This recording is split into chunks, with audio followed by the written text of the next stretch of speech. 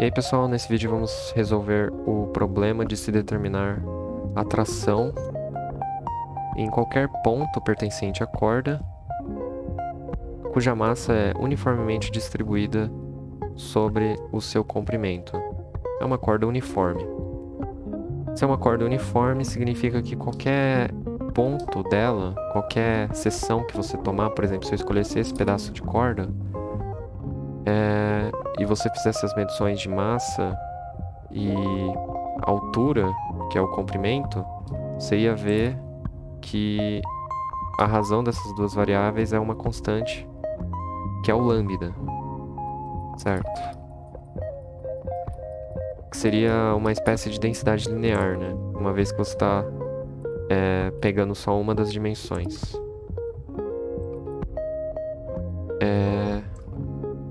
Certo. E aí a gente vai determinar a tração em qualquer ponto dessa corda. Aqui o y ele é só uma representação do que viriam a ser esses pontos, né? Eu posso variar esse y, ele é uma variável livre, digamos assim. Certo. Para isso a gente vai ter que lembrar de alguns conceitos do cálculo. O primeiro deles é dizer que esse pequeno retângulozinho aqui preto, ele pode ser entendido como um pedacinho da corda e, portanto, se ele é um pedacinho infinitesimal, ele vai ter essas duas propriedades, que ele tem uma massa infinitesimal e ele tem um comprimento, uma altura infinitesimal.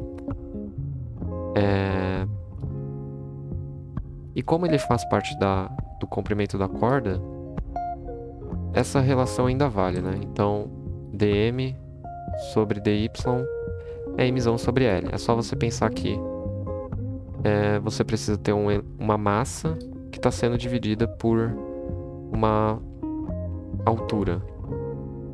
Se isso aqui é verificado, então ele é igual ao próprio lambda. Certo.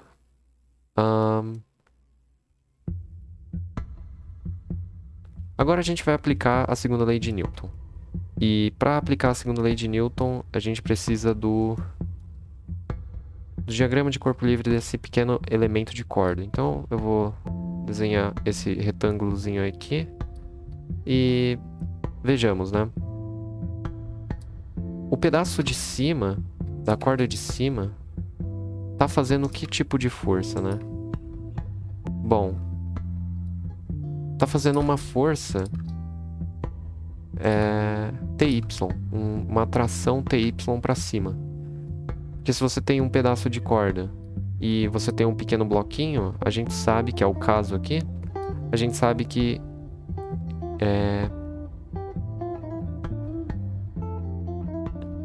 que essa força para cima deriva justamente desse pedaço de cima de corda. E como é o pedaço de cima, ele está nesse nível aqui de altura, a gente sabe que é uma tração que depende puramente de y, certo? Só que quando você analisa a tração, e lembrando que aqui é o teto, né? Só que quando então você teria um y aqui, conforme o desenho da esquerda, né? E nesse pedaço aqui, você vai ter um dy. Claro que a gente vai precisar da força peso, já que isso aqui tem, ainda que uma massa pequena tem massa, e vai ter que somar a uma parcela. E quem é essa parcela? É uma parcela para baixo. E por que para baixo? Porque isso aqui é só uma representação. Então você pode imaginar que, na verdade, essa linha aqui, essa linha superior, é o próprio elemento de massa, é o próprio elemento de corda, e ele é que tem, portanto, a massa. Só que tem tem esse pedaço aqui, né, de corda ainda, que está fazendo uma força para baixo nele. É como se você tivesse o seu elemento de corda, que seria esse traço aqui, né? E para baixo dele tem mais corda. Só que quanto de corda que tem?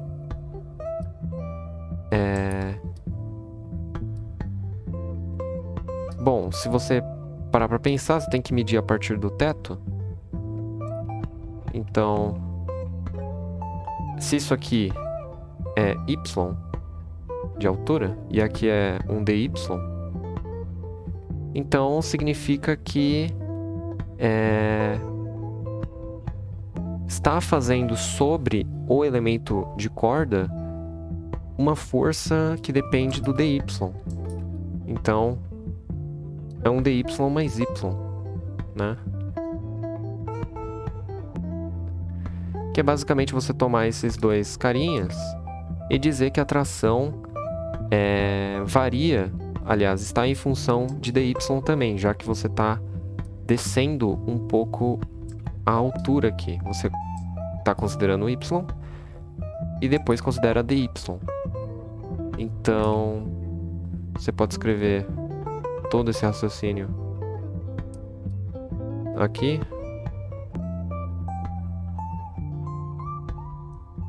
Beleza. Lembrando, você pode considerar essa linha aqui de cima, então tem um bloco, né?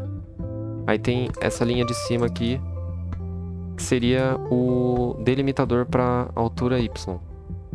E tem esse carinha aqui, que é uma corda, né? Se você só tomar a linha, você tem todo esse restante, e ele é uma corda, e ele também está fazendo uma tração para baixo, porque ele está abaixo, então naturalmente é como se você tivesse uma bola.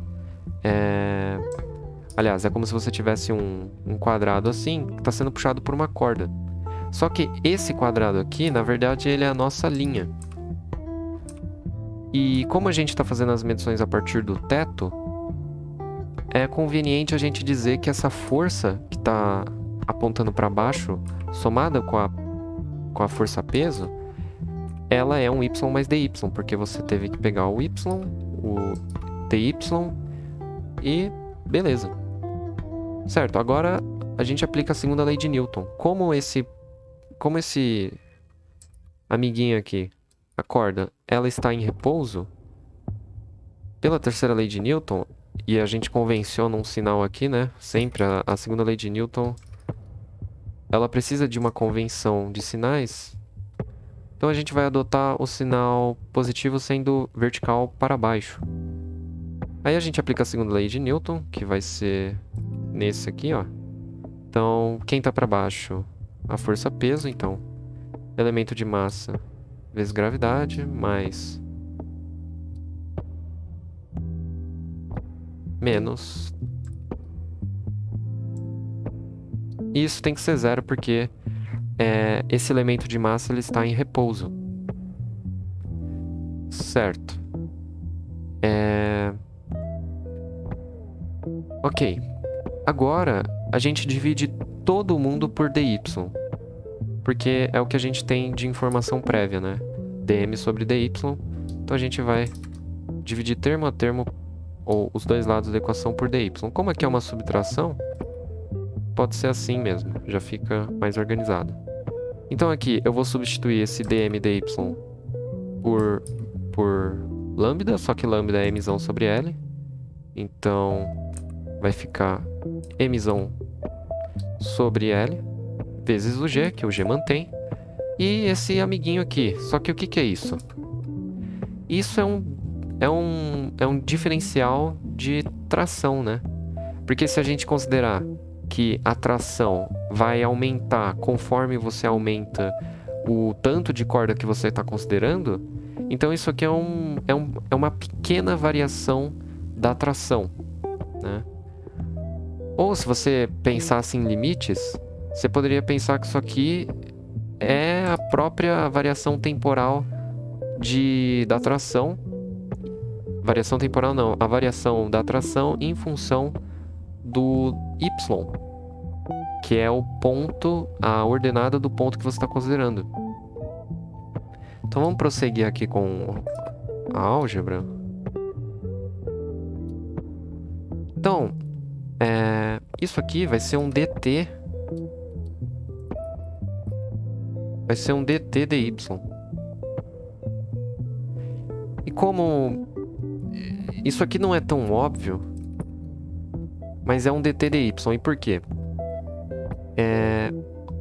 Vê se você não concorda comigo sobre isso aqui.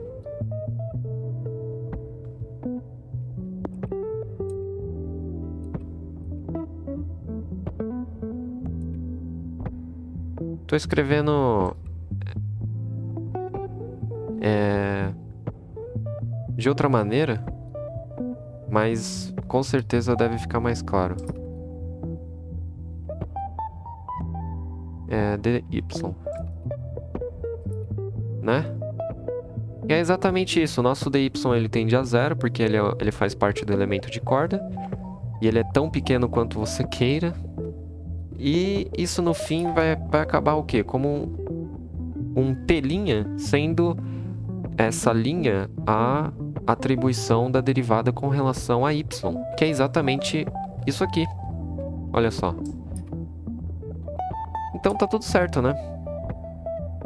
Aquilo tudo lá é mesmo dt dy, sendo t a tração, né? Não confunda com tempo. Certo. Agora é só separar as variáveis, né? Então você tem algo desse tipo aqui. O que você faz? Você integra dos dois lados agora. Aí vai ter um t0 e um t em função do y. Aqui o y, ele tá indo de 0 a y. Eu sei que pode parecer um pouco estranho se pessoas com rigor matemático muito elevado olharem isso aqui, elas não vão falar que isso tá certo, mas na prática é só uma variável que você vai ter que mudar. Então, tá tudo certo você escrever que o y tá indo de 0 a y, né? Para fins práticos de discussão, isso aqui tá válido. Certo? Então, do lado esquerdo, você faz a integral definida, normal. Bem mais fácil que aquelas integrais que a gente se depara com lista, né, de professor. Aqui mantém a constante, né? Vai ficar y menos 0. Por que 0, né? Porque o y ele parte daqui, então tem um y aqui, tem um y maior, mas ele parte da onde? Do teto, que é a 0, como a gente definiu ali. Aí, olha só. Aqui, y menos 0 é o próprio y. Então, y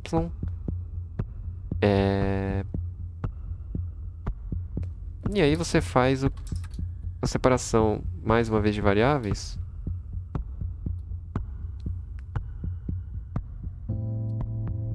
E acabou o problema. Aí você fala, mas quem é esse t0? Geralmente esses problemas com equações diferenciais de primeira ordem, homogêneas, elas vão precisar de uma condição inicial. E, nesse caso, a condição inicial que a gente precisa saber para resolver essa equação diferencial é saber quando que vale a tração quando y for 0, né? Quando você está aqui no teto. Aí você fala, a tração nesse ponto... a tração nesse ponto é fácil, a tração nesse ponto é o peso da corda. E realmente, ou você pode pensar que é 0, mas pensa só, o y ele é 0, tudo bem, mas a corda continua existindo. Então é como se eu te perguntasse o seguinte, ó, é o mesmo problema. Deixa eu jogar lá pra... jogar nesse espaço pequeno aqui. Então, imagina que seria um outro teto. Aí você tem um fio agora que ele não tem massa. A massa dele é desprezível com relação à massa dessa bolinha. Só que eu vou dizer que essa bolinha tem exatamente a mesma massa dessa corda marrom aqui, ó. Né? Mesmas massas. Aí eu pergunto, faz o diagrama de força, diagrama livre da bolinha de massa M. Então tem aqui o peso, né? Então, mg. Para cima tem uma tração. E pro teto, como que fica a questão do teto? Bom, no teto, você sabe que como a massa é desprezível, então a tração nesse ponto, ela tem que ser de sentido oposto, né? Porque a bola, ela vai puxar. Então aqui você tem a corda, a bola, ela vai puxar em sentido contrário a esse, então vai puxar para baixo, é o que a bola está fazendo. Só que se ela puxa para baixo, significa a bola puxa para baixo, significa que o teto está puxando a corda para cima. E se o teto puxa a corda para cima, a corda vai puxar o teto para baixo. Então a tensão aqui sobre o teto, naquele ponto, é T. Que é exatamente o mesmo problema que a gente está lidando aqui, né? Ou seja, tudo isso para dizer o óbvio, que T0 é mg, é o peso da corda. Então vamos fazer a substituição. Certo. Agora você coloca o fator mg em evidência e voa lá.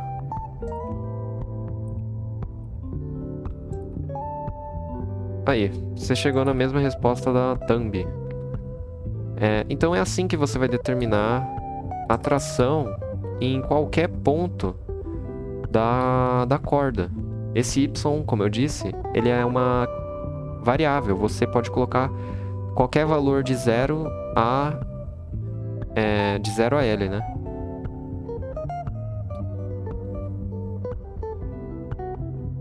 Certo. Isso é interessante porque imagine que o m sobre L não seja uma constante, mas ele seja dado por uma função. E aí, quando você chegasse nessa parte aqui, cadê? Quando você chegasse na parte da equação diferencial, que você inevitavelmente vai chegar a fazer isso aqui, você não ia cair mais numa coisa trivial, uma constante. Você ia cair em uma função, e aí você teria que integrar essa função, né? Seria muito mais interessante, mas como aqui a gente está lidando com uma corda de densidade linear constante, não é dado por uma função, tudo ficou trivial.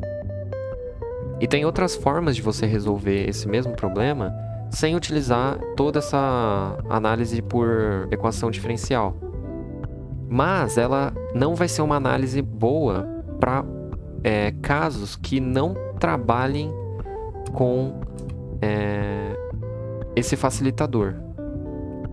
Então, tem gente que vai dividir essa corda em 2 pedaços e vai fazer quase a mesma análise. Né? 2 pedaços não necessariamente iguais, mas vai dividir em 2 pedaços e vai fazer uma análise meio, assim, meio duvidosa, mas ela vai dar certo no final, vai chegar nesse mesmo resultado, só que só chega nesse mesmo resultado por causa da constante. Se fosse uma função, então, se m sobre L fosse uma função, sei lá, de L, aquilo ali já seria bem complexo, mais complexo, porque deixa de ser uma constante, passa a ser uma função de L, ou de Y, não sei, vai depender do exercício, e você vai ter que integrar, lembrando das regras de integração, claro. Então, agora você sabe, por exemplo, que se o Y for metade, se você considerar lá a corda assim, a corda aqui, né? Se você considera o ponto médio dela, que é um Y aqui, valendo L sobre 2, você substitui aqui nessa conta, ó, e vai dar exatamente metade do peso. Ou seja, o que isso significa? Significa que se você, de alguma forma, consegue medir tensões, trações, se você colocasse o seu medidor aqui no meio, no ponto médio do comprimento L, que é L sobre 2, você ia ver metade do peso sendo como a sua medida. né? Se você substituir esse cara nessa equação, vai cortar o L, vai ficar 1 sobre 2, negativo somado com 1. Isso é obviamente positivo meio, e vai dar isso aqui, ó. Então, com esse problema, a gente determinou a tração em qualquer ponto no intervalo, né? Faltou escrever aqui que isso é válido. Aí você fala, e quando o y for exatamente o L? Isso vai dar zero. Vai dar zero, né? Porque, quer dizer, você está querendo medir a sua tração nesse ponto. E como não tem nada ligado a ele está livre aqui, essa extremidade é livre, não tem nem sentido você falar em tração aqui, né? Não tem nada sendo conectado a essa extremidade de modo a gerar tração, a gerar, digamos assim, uma tentativa de se puxar algo, né? Já aqui no teto, não. Quer dizer, o teto, ele vai fazer o papel de puxar a corda. Isso é importante. Agora, pensando numa análise vetorial disso tudo aqui, aí fica mais complexo. Não é tão simples assim, porque vai ter que tomar cuidado com o sinal, aplicar a terceira lei de Newton corretamente. Aqui foi uma análise puramente escalar, mas que já dá uma ideia, né? Pelo menos de 50% do problema. Agora, talvez, seria determinar os aspectos vetoriais, que seriam o sentido. Direção tá óbvio, né? Que é vertical. Mas e o sentido, né? Como que vai variar o sentido em função desse y?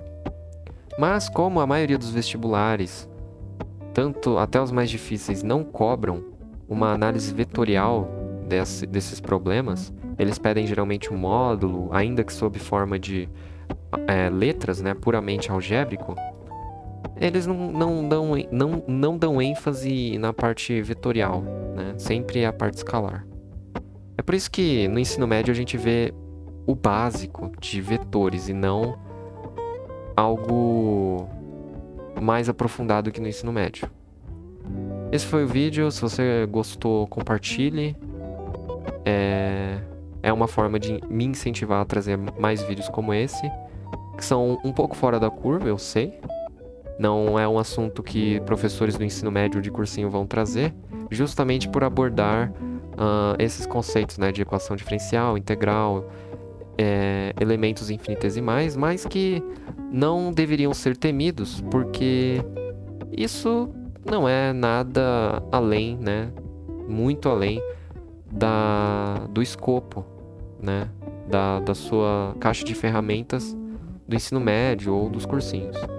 Então esse foi o vídeo e até a próxima.